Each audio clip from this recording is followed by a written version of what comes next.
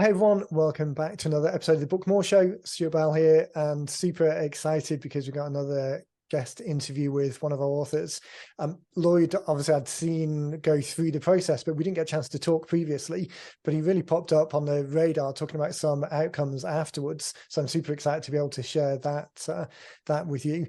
Lloyd, welcome to the show. Thanks for having me, Stuart.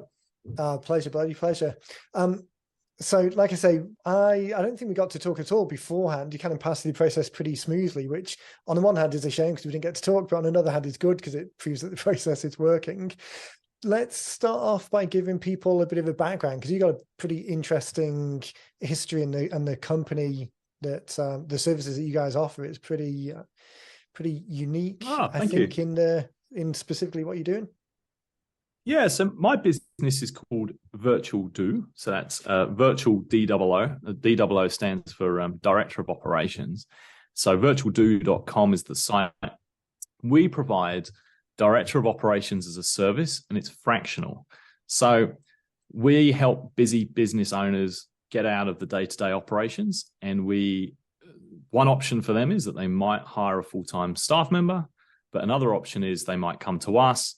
They might not need a full-timer.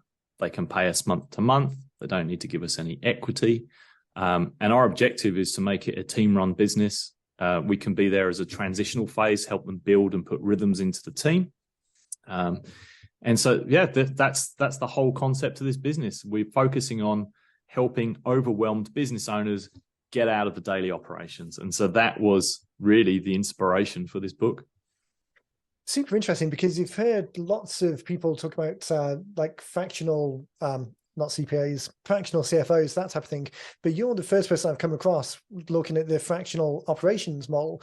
So how did that come about? Was it more you noticed the demand, or more that you had the skills and just wanted to get the opportunity or the capability out there? This is a dangerous question because it could take me down a long road of a tangent, but I'll try and keep it quick. I had been in corporate world running large groups, large global teams. And then during COVID, the thought of going back to an office was not something I wanted to do. And so this was where I thought of wanting to get out and create a business. And fortunately, one of the people in my social circle was quite a well-known business coach called James Schramko.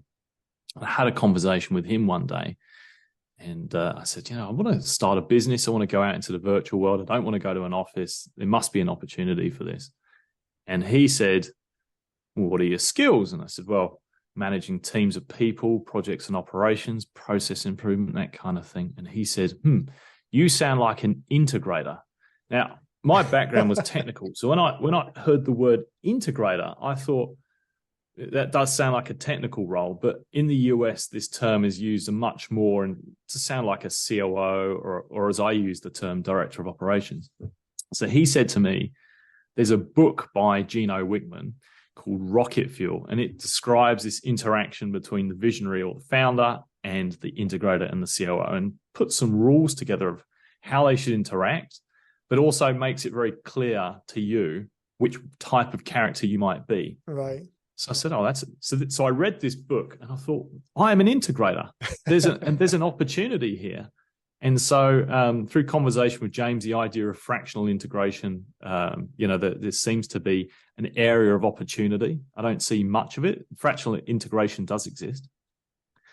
But I've not gone down the road of calling myself a fractional integrator. I did originally. In fact, there's probably still some words on my site that refer to that. Right. I refer to it as fractional DOO, fractional Director of Operations, because I simply spend too long explaining to people what an integrator is. Right. Whereas if I say Director of Operations, they get it. Right. So it's so funny, isn't it? The language in circles becomes such a kind of in-house term that you forget about it. So we're on the same page. So funnily enough, the work that I do with one of our organizations here, not on the book side, again, refer as COO/integrator because that language is just commonly known.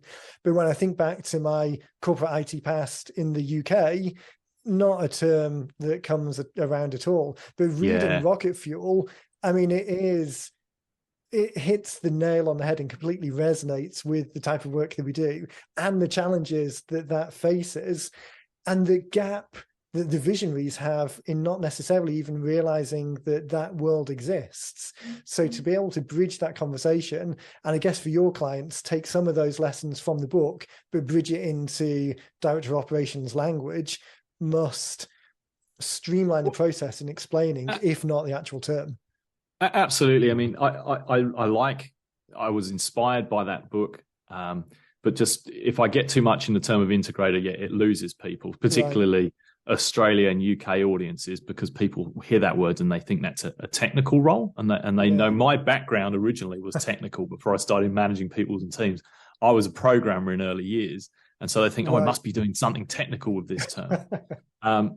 And so I've taken the knowledge and from there, and also other books like Scaling Up and Agile Methodologies that are used very much in corporate world. And so the purpose of the book is to just communicate what we do, but absolutely also to generate leads as well. Undoubtedly, I want people to know what we do and simply see what is possible by using a director of operations, and they can choose to, whether it's something they do themselves and they want to run it with their team, or they want to do, or they go, oh, you know what, there's 9 ways here, or 9 things that can be done here to help get me out of the operation. I could get a director of operations to run this for me. And so by creating this book, instead of spending time with people on calls explaining what I do, I don't need to do that. They can, if they just want to look at the chapter titles, in the front couple of pages, they can go, oh, thank you very much. Then they can see exactly what kind of services on offer, and I don't have to spend time on a phone call saying, oh, these are all of the services. Instead, I can understand their challenges and their pain points and see if we're the right fit for them, or if it's actually, you know what, I know another partner or someone else who's better placed to solve this problem for you. So it just takes me out of spending time talking about me and spending more time understanding them and getting into the root of that. Right. What you can actually do for them and deliver and make the world better for them, rather than having to baseline just an understanding, okay, we're all on the same page here. Yes. That idea of the conversation starting book that kind of starts it but leads somewhere else, but gives that baseline, that framework to have a conversation that kind of pivots or develops from the fundamental bits that are in the book. Such a great way of not only identifying in the first place, but kind of predisposing people to want to do business with you, because by the time they get to a call, having come through this route, they already know to a certain degree what you can offer, and they've got an idea of how it can help them. But it must just accelerate the conversation so much. It makes it so much easier. I've now just started putting it in my email signature. So although people can go on Amazon and Kindle, I've just put, free book, and I just put a hyperlink straight out to the book so people can get it there. And then they go, oh, okay, these are the services on offer. So I think the prime reason why I wanted to do it was to build that authority and say, wow, okay, he has all this knowledge. These are the services he has. But the other things that have come with it, absolutely lead generation, but also that conversation time saver is massive. If I can tell you, if I spend more time on the call talking about me than them, the call for me is not going well. That's like that. I want to be, if they're telling me what their problem is, then I can tell them if I can solve it or not. Rather than me. And we've got so much kind of the people out there who don't yet understand what the benefits are, the scales of the benefits, the background that you bring to it, the experience and the use cases and the examples. You kind of passionately want to share that information with people and kind of just get the stuff in their head, so that whether or not they work with you, at least you're kind of making the world a better place in a certain respect by opening their eyes to the potential. It's I think the book does something a little bit differently to some of the other books out there. I mean, like I said, there are some great books out there by Gino Wickman, and that was where the inspiration came from. And all other books, and plenty of other books on this topic, like by Scaling Up by Vern Harnish and Good to Great by Jim Collins, and all of these things. this book is really a primer. So it's not going into the depth of that. It's a primer. It gives them just enough to know where their blind spots might be and how they would go about fixing it. And then, of course, who can fix it for them? And, you know, you want to do it themselves. You know, these are the kind of things you want to have a look at. If you want my business to take care of it, of course, at the end, there's an option to reach out to us. So, great process. We often talk in terms of this conversation starting idea. So sometimes people will come with, maybe they've been presenting from stage, or they've got a slide deck that they always want to share with people. And it's a refined deck, but they want to use that content and maybe a recording of it specifically for the book. And we're pretty adamant now that we don't do that, because it never, ever works well, because the purpose of the content, it wasn't recorded for the purpose of the book. But what we're very often saying is that content is great, but use it further downstream. So the idea of the conversation starting book, it's the same for you. You've started that conversation. You're not trying to give them the complete solution. You're not trying to sell them a $20, $30 book that has a really in-depth understanding of an idea. It's the starting point, because this is a long journey. Just as you said, even getting someone to understand what the word integrator means, that could be an hour's conversation with someone, given all of the framework and the positioning of it. So trying to explain to someone who doesn't understand or doesn't realize what a director of operations can do, or how to think of operations in that way, the likelihood of being able to do that in a book is very slim. But introducing the idea, so at least they've got a 10,000 foot view, and then either more information from you in a follow-up email or a conversation with you is going to just help them dive a little bit deeper into the bits that are interesting for them. And potentially some clients, it's going to be a year before they get to the point of, oh yeah, I remember that conversation, or now it's resonating, or now there's a bigger need, and then they're raising their hand. But it really is that starting point, that jumping off point for something, a bigger relationship. Yeah, absolutely. And you know, all I needed for this to be an effective mechanism to communicate this to clients is just one person to come back to me after a period of time, and this pays for itself. Right. Because I mean, the services are for a relatively high ticket. We're not selling small items. Yeah. And so, yeah, the payoff for going through this process is actually huge, and it's already paid for itself, undoubtedly, by a couple of people who I chatted to in the past. They saw the book had come out, and I know they've actually read the book. They purchased the book. At least they've seen the front cover. Maybe they've even seen the chapter titles, and then they've gone, well, okay, I'm back. So straight away, it's been effective. And you know what? The funny thing is that the books that we're writing as business owners aren't for the purpose of education. So I'd say all the time, the product isn't the book, the product is the conversation. And the people don't want to, it's kind of like, I'm buying a book to help me get out of an operations problem that I've got. Don't make me read the damn book as well. Just tell me what the fix is. I mean, I want the outcome, the solution, not necessarily the content. And the table of contents, the chapters that you were talking about there, for those to be a roadmap, I mean, one of the book blueprint scorecard elements is this kind of purposeful outline. So for that to be a roadmap or signposts from the cover to the back copy or the next step really is the thing that kind of moves all of that and gels it and keeps it going forward. And one of the things I've been doing, if I've been reaching out to past people and say, hey, I've got a book out, here's the free PDF, I'll just I actually screenshot the table of contents and just put it in an email. So then they don't have to even open the PDF and go, oh, okay, that chapter looks pretty interesting. Oh, I talked to Lloyd about this particular thing. What does that mean? And I found that pretty effective. That's such a great way of doing it as well, because we're always looking for ways of encouraging people to, now that you've got the asset, to use it in more ways, not just do it and put it on a shelf and hope that it does something, but actually use it. So to be able to, I'd started reaching out to people. There's a service over here that a lot of realtors use called BombBomb, which is like a video ask type thing. So you record a quick video and it's just a very quick way of sending a video message to someone. So when people join the list, opt in, every so often when I remember to do it, I'll go back in and like pick the last 5 or 6 that have opted in and send them a quick video message saying, hey, just checking in to say hi. Just wanted to make a connection and suggest checking out the scorecard we've got, because it's a great way of looking at your book within the framework of the 8 building blocks that we use all the time. So for someone to have the book and then think about a conversation either with a past potential client or a new potential client, take a quick snapshot of the book and say, hey, I know we were talking about such and such. It just reminded me there's a chapter in the book that you really need to read because we didn't have time to go a little bit deeper, but here I've attached a copy of it. And it's just a way of using the assets to amplify and reaffirm the message. Almost the fact that you've got the words, you could say the words, but the fact that the words are printed on paper gives them an extra authority to, well, it must be true because it's printed.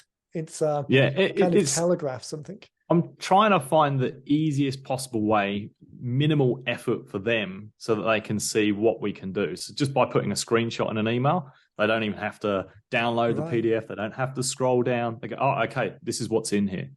And maybe they will read the book, but at least they know what the contents is. They know what problems we can solve, and it's a win. Yeah. Yeah. It's just all about those minimum viable commitment, small steps to move people towards compelling them to take that next action step. Yeah. One of the things that I wanted to talk to you about, I kind of mentioned it at the beginning, was you'd actually done some work to, although we're saying that Amazon's not their be all and end all, there's definitely some benefit to it. So you've done some work to get on some of the bestseller lists when the launch was done.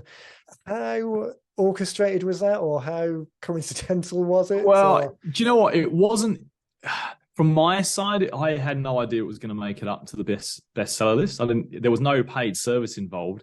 However, I do have a business coach with a huge audience. So he did. Right. So he sent this out to his audience. He said, look, here it is. It's $1 on Kindle and it's $3.99 US. Here it is, and I rate this book.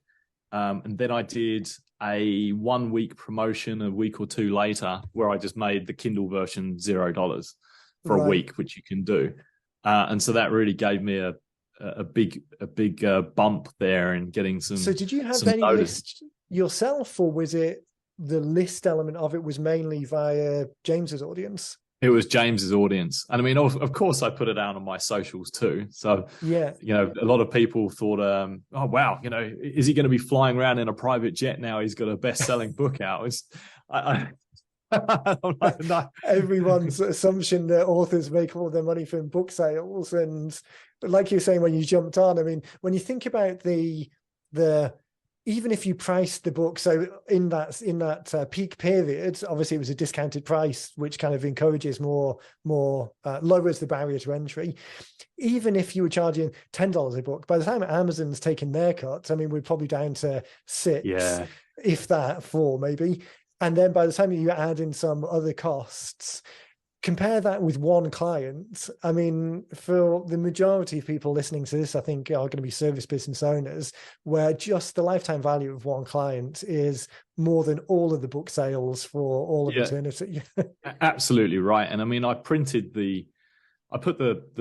I can't remember how much the print cost was, but the price that I sell the book printed on Amazon is not much more than it costs to print the book. So there's no intentional, I'm not trying to make money off the sale at all. I just want people to know that this exists. It's a service that and how they're going to solve that problem and who they can talk to if they want that solved. Yeah. That is one of the things to mention on the Amazon side of things, given that it is the biggest platform. And I mean, there are other distribution routes to market in the physical book world, but really Amazon's got the share of it. And their minimum pricing makes sure that they get paid first, both for the actual print costs that they incur and their profit margin. So even a $6-7 book, I mean, I think the minimum price now is close to $6 US at least. So, to be able to make any money on the top of it is crazy.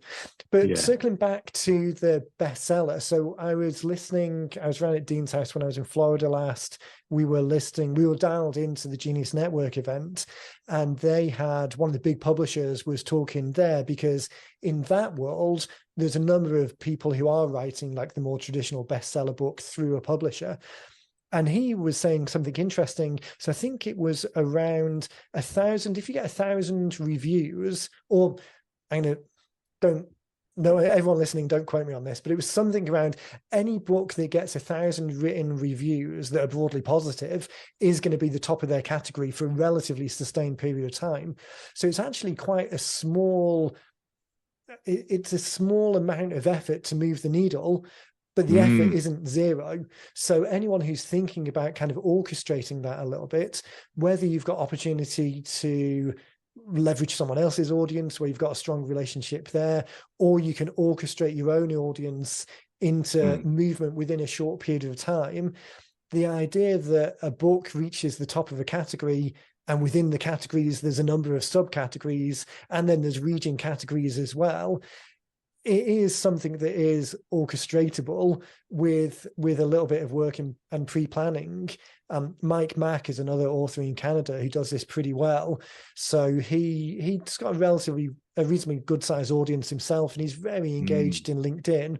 But what he did was just kind of pre-launch the book over the period of a month or so, get some momentum around it. There was a lot of activity on the day of release, so that there was a lot of reviews and downloads, again, discount pricing, and that was enough to bump it up in the category there.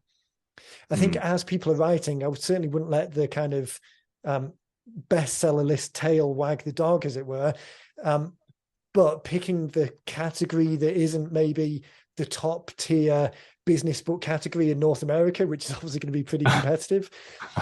We've got a friend, Nick Nanton, who does a lot of video work, and I think it's Tony Awards.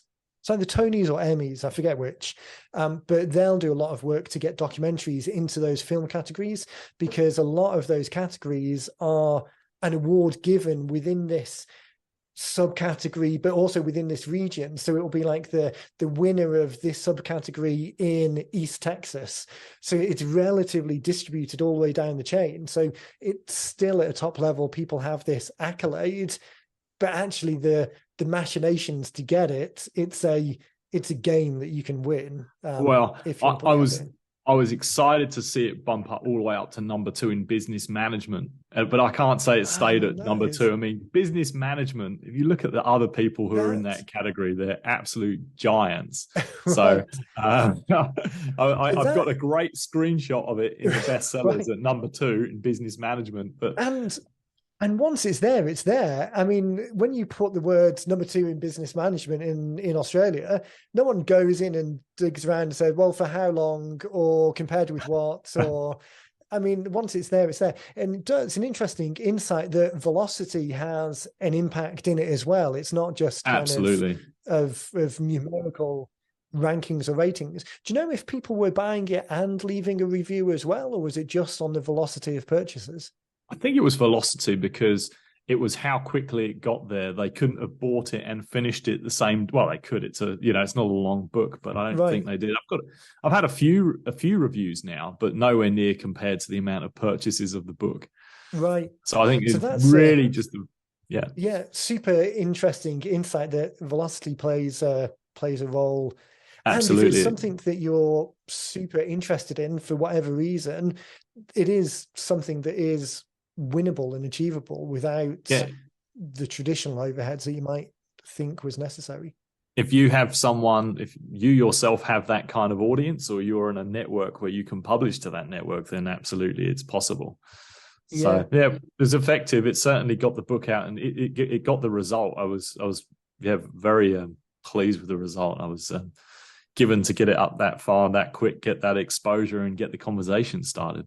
Right. Yeah, exactly. And it does come back to conversation, because the thing with Amazon is they might tell you that the number of people that bought it, but you don't know who those people are. So being able to take that conversation, I heard someone describe it as deplatforming, which I don't think is quite the right use of that term, but deplatforming people away from YouTube and LinkedIn, they were talking about, onto an email list that they own themselves. But yeah, it's definitely something to bear in mind. So just go for it. I'll say on the back of the book, I do have some ways that I can then capture their email and find out more about them. So they do have. If I'm looking at here, there's the 3 ways they can download a checklist that summarizes the book, and they can. There's a page where I give out 1-minute tips, so they can subscribe to that. So it's one or the other. And then finally, if they want to talk to me to solve their problems, then there's a way they can reach out. So that's how I'm capturing their details, or at least keeping them warm by providing them further value. Yeah. And then, like you said, perhaps in some period of time in the future, maybe up to even a year, then they'll think, you know what, actually, I do want to do this, and they'll reach out. Even 9 years. So we're 9 years into the 9-minute book business, and we still get people where today's the day for them. Dean, I've quoted Dean a few times because he always describes it as for people, it's either today or not today. There's no other time frame. It's only ever today or not today. And if it's not today, it's irrelevant when it is, as long as you keep in touch with people. Hopefully the day that it is today will be the day that they reach out, because you stay in touch. So simple. Yeah, exactly right. I mean, that takes all of the nonsense out of it. It just cuts it down to the core. It's either today or it's not today. And those steps that you've got on the back, it's a great framework for capturing as many people as you can. So there's that first option for the tire kickers, as it were, the people who are really just still investigating. An option for the people who are ready to do something but not quite yet, jump on the calendar. And then for those where today is today, there's obviously that route to get started. It's the best way of capturing. And now I've just published this one book. I've had a lot of people come to me and just say, well, how did you do it? How did you get this done so quickly? What was the process? And now I'm hardly an expert, but I've done it, and it was simple. So that's something I've now feel very enthusiastic about, because people have been coming to me and saying, what did you do and how did you get it? And it seems to be a very effective mechanism. Yeah, I'm delighted with it. Fantastic. Well, I mean, it's super fantastic. I'm turning American. It's great to know that someone's actually picking up and running with it, not just doing it, getting across the line, thinking that goodness for that, and put it on the shelf and hoping that some magic will happen. The fact that you're out there using it and it's making a difference in the business, and we can share this story with the listeners and the audience here. I mean, really, just with heading into it's December 22 as we're kind of recording, November 22 as recording this, almost the end of the year. I don't know how things are in Australia, but the economic outlook in the US is tight, to say the least. But hopefully this becomes a very cost-effective way. This isn't the kind of, I mean, when you look around at some of the other people who are suggesting writing books and they've got zeros added to the end of the price tag, it's just infuriating. But hopefully this is a cost-effective way of putting a marketing tool out there that can make a difference next year. And then who knows? I mean, if the book thing becomes a passion and you want to create that kind of War and Peace bestseller, now you've got a budget to do it. You're not kind of trying to cart before the horse. I don't know if I'm ready for the War and Peace yet. I like to take small, effective actions, and I can't remember who gave me the idea, but I had originally done a webinar called 9 Ways to Exit Your Day-to-Day Operations. And then someone in my network, it could have been James Franco, said, you could use that material, that content, and talk with 90-minute books and turn that into a book. I'm like, really? Right. And so that's how this began. But then I changed the title to 9 Ways to Leave, because Christy and your team said, what about 9 Ways to Leave? And I was, why is that? Because it kind of reminds me of that song, 50 Ways to Leave Your Lover. And that's so much more emotional. I love that. Right. So 9 Ways to Leave was born. So I have to thank Christy for the title. I'll let her know tomorrow when I talk to her. But it's right, isn't it? It's interesting when you get because you can be so close to it yourself, and sometimes it's only when an outsider looks at something and says, what about this other thing, that it's an option. I wonder what might be an idea or might be worth trying is, so we're talking with one of our other clients. They own like what's the best way of describing it? An analytics company that has some real bespoke software around Facebook ads and the split testing and really micro testing niches. So they'll go from an ad to a book download to a webinar, that type of approach.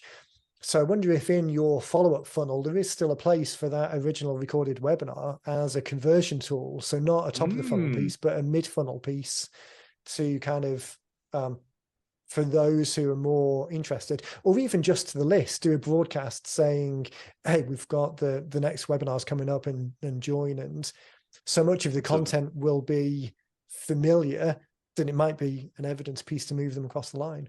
That is a very interesting idea. Yeah. It's not one I thought of yet. And I mean, I would have to do it again because it was a very specific webinar for my coach's circle. Right. So it's not, it was very much under his brand and his business. So I'd have to do it again, but I can totally do that. I think my next move actually, given I've seen how good this is, I think I'd quite like to put out an Audible version. And I mean, that's how I tend to consume books. I tend to go the Audible version. If it was something this small and quick, I'd probably just get it on Kindle and go for it. But I think that's probably going to be my next move. Let me sow another seed as well then to percolate. So we often, with the Amazon problem of not knowing who the people are, we often talk about recording an audio companion instead of an Audible book. Now, different channels, so they might be serving completely different purposes. But one thing to think about as well, and potentially do both, but the idea of an audio companion, which isn't a direct read of the book, but is a slightly more in-depth version or a deeper dive or behind the scenes, just to add that personal and emotional, so not the right word, but build on the relationship connection even more. So because you've only got so much space in the book, practical constraints, just the Audible version of a direct read is still going to be just that level of detail, and reading it might be relatively quick. An audio companion just allows you to go a little bit deeper and build the relationship. But it could be two versions. Reusable content. Yeah, that's right. I mean, I can take it chapter by chapter. Yeah, I love that. Yeah. You've planted a seed there. After the opt-in, like building, when we're thinking about that not now group, being able to engage with them over the months and years ahead, that is an overhead. So to be able to create some of those evergreen pieces where at least you've got at minimum a monthly piece that you're sending out, ideally weekly, but to have some of those big rocks in there already, which are just repurposing the existing content, and then maybe you send out some timely stuff on top of that. But yeah, definitely repurposing those assets. You've done the hard work now, so just squeeze as much juice out of them as possible. Yeah, I do have on the back of the page, there's a link to media, and I do 1 minute tips weekly. So they're very small, but it seemed like there is a place for almost chapter length, longer form content that can be reused, and I haven't done that yet. So you've planted a really interesting idea there, and I can use it for Audible, I can use it for Companion. Yeah. And like you were saying, those being able to snippet those and using them in different places, each of those then become the top of the funnel piece. So you can imagine a LinkedIn strategy where you're serializing the content, almost like newspapers do with traditional book releases. So serializing the content, each chapter probably has 5 subpoints in it that you could talk for at least 2 minutes on it at the drop of a hat, serializing that content, and then this is one of the elements in the book, download a free copy of the book here. I mean, that's a year's worth of LinkedIn content there. So many options. There's a lot of good stuff there. If you're happy for me to I know this is super familiar to you, but I'd love to just talk about the process of doing this. Partly because I've had so many people ask me how I did it. I can just say, watch this podcast. Right. Yeah, definitely. You're right. I kind of gloss over or forget to speak to it because it's just the day-to-day stuff. So yeah, definitely that I think would be valuable for everyone.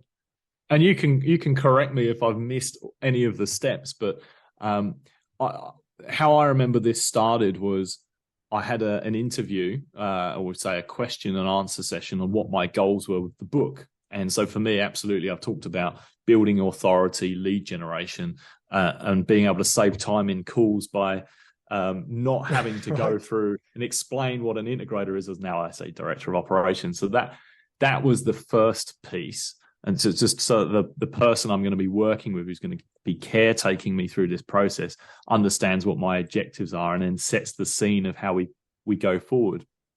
And in that session, I had said, well, look, I'm taking content that I've already got and repurposing it. So I've already got this webinar. It's not a replay verbatim. That's just the base. And these are the goals, where do we go? And I'm glad we did that, because then that allowed those value add processes from the team. And there was some surprises there for me, where there was certainly some things I'd not thought about. And so then the next process, and I'll come back to those things I hadn't thought about. The next process was transcribing. Cut me out if I've forgotten anything along the way. So that was the session where we actually go through, and it felt like a podcast. Actually, the lady Christy who was interviewing me was asking me questions and prompting me. And yes, I had in the back of my mind the content from the webinar, but it wasn't the same verbatim. Right. And she used that material, and that's not exactly the material that's gone out in the book, exactly either. She's then spent a lot of time with me going, well, that the introduction, given what you want to do and the audience that you seek, could be flavored a bit more like this. And that was particularly valuable to me, because my audience is not, I'm from corporate, but my audience now is not corporate. It's online business owners. Typical team size varies from anywhere from 5 to 50 people. So it's not corporate. And that's shaped the style of writing in this book. It's more of a conversational piece. It's a bit more colorful and abstract as opposed to formal. I would say it's informal. And so because she knew those were the goals and those are the targets, she was able to help me tailor that conversation. So the introduction, without spoiling it, talks about dragon slaying, dragons being problems. And she says, what do you think of this idea to use dragon slaying? I went, I love it. Yeah, let's go down this road. So that was a really nice value add in terms of helping me get some ideas in the content. And another thing that came out, which was an insight from Christy, was I think my original content was very factual. Like, here it is. This is what you do. And she said, can you put a story in each piece? Because it gives the reader a break. I thought, that's a really interesting thing to say. It gives and I guess it's true. If you're talking to someone and you're just giving them facts, then that can be quite mentally exhausting. But when you put it in the context of a story, giving the reader a break, like, they sit back and relax and they listen to the story. So you'll find, if you do get into the book, then those listening, then in each chapter, there's a story, an example where it's been applied. So that was a nice value add there for me, which, if I'd have just gone out of writing exactly as I'd put in the webinar, it would have never come out like this. Yeah. I think as well, so you and I are similar, our backgrounds are very similar. So both come from like the IT or technical backgrounds through project management and into like integrator type roles. So very similar from that route, and in corporate worlds. So one of the habits that was the longest for me to break was this idea of writing in a way that's very, very neutral and covering both sides and caveating things. Yes. And not necessarily from a CYA, a cover your ass type way, but that's just the way corporate things are written. It's it's very to the point and black and white. There isn't emotion. Cold. Yeah, exactly. So that was the hardest habit for me to break. So super exciting to get that from Christy and have her insights, because she comes to it very much from the non-corporate side and the emotional writing side. So to be able to bring those elements in, definitely great insights. And I think particularly helpful for us. It really has shaped it and given it life. And I think the other aspect was just going through the process that in parallel with putting out the content, I was talking with your design team. And so you've given me some front covers to pick from in terms of, hey, these are other books. What style do you like? And so I was like, I really wanted someone to walk past the book cover and take notice, or say, have a look at on Amazon and go, well, that's an interesting front cover. I don't want them to just scroll down. And so I gave these examples, and then first of all, the designer put something a little bit more corporate-y than I liked. No. Right. We had a chat, and I was like, no, it's not corporate. And he went, aha, now. And we had a chat about the examples, and he went, aha, now I see what you've got. And then immediately we tuned into nearly every sample he came up with knowing what I said. I want you to be creative. I don't want to dictate it so much. I want you to, know. I'm sure some people have an exact picture in their mind, but I'm not a designer. I said, this is what I'm trying to communicate. Yeah. And this is my audience. Go for it. And he came up with some amazing ideas. And this is how we've landed on. It's the challenge with the DIY approach. I mean, getting a book out there isn't rocket science. I mean, it's not like you need to know some PhD level math to get it done. I mean, it's just the process of doing it. But doing it yourself means that so many of these decisions are left to you. So many of the writing feedback thing, either you're going to be spending thousands of dollars through multiple outsourcers doing stuff, or the responsibility will ultimately come back to you. It's what I find is the benefit, the intangible benefit somewhat of jumping on board with us is the fact that we've done 1,000 books before. So whatever challenge you've got probably isn't the first time we've come across it. And if it's somewhat missing the mark, or if we think that something could be improved, or how about this idea, even if you don't decide to go that route, at least it's still presented with it. And the purely DIY approach just misses all of that. It's very, very difficult to achieve the same outcome. If I put 5 times the effort in and did it myself, I still don't think I would have come close to this. There's no doubt about that. I mean, just the front and back cover, that's one thing, the barcode, all of these things. How would I have known that it needs to be this size and this structure? Right. How would I have known that how to put that, got all of these pages in there about what the ISBN is and all of these things that must be set up correctly, and the table of contents, and then just the spacing and the structure of it, how the fold fits, all of these things, how to upload it onto Amazon. That would have been a complete headache for me.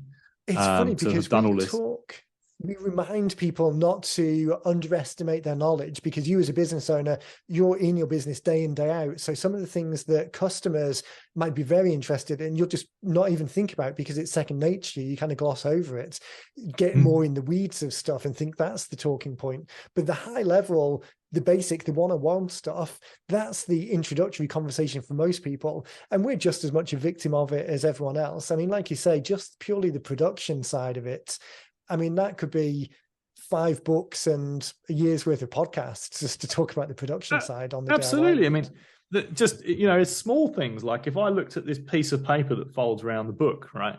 How do they know how thick the pages are to get that right length so it's going to even staple together? I wouldn't have known that. And then how I've got a copy of this as a PDF as well, which shows the front cover, the back cover, and everything included.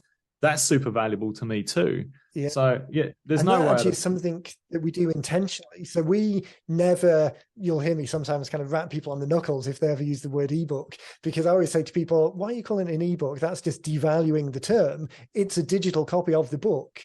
It's not, if people say ebook, they think, some PDF I'm just going to download somewhere. No, this is a digital copy of the book, which is why intentionally we keep the pagination left and right. We keep the blank pages in there. We keep the ISBN and everything in there because it's identically a digital version of the book. So to keep that narrative going, technically there's no difference. It's an irrelevant technical conversation, but it's just a perception conversation.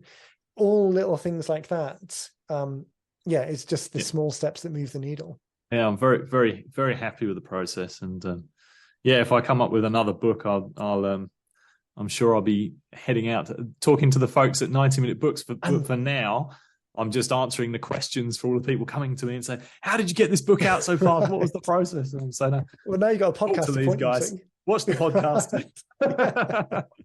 Well, I got to say, thanks again for the time. I mean, the new season, if you like, of the Book More show, I really want to focus more on the people and not the process, because we've done the process to death now, really. But sharing stories of people who have actually taken it and used it and are getting results from it, that I think is the thing that's going to move the needle for people, because hopefully they can realize that this is a relatively fast, relatively inexpensive, relatively quick and effective way of starting those conversations. And then that's when the magic happens. It's getting in front of people. It's very low cost lead generation. If you were to compare the cost of doing some advertising on Facebook or Google, which, I'm sure I could also amplify my listings on Amazon doing this as well if I wanted to do that.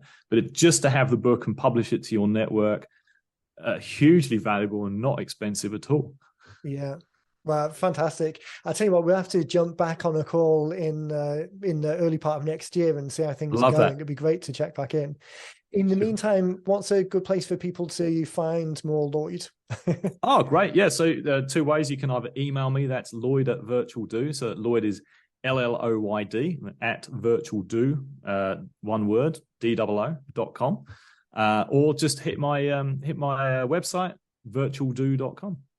Perfect. Well, I'll make sure to put a link to both of those in the show notes of the episode.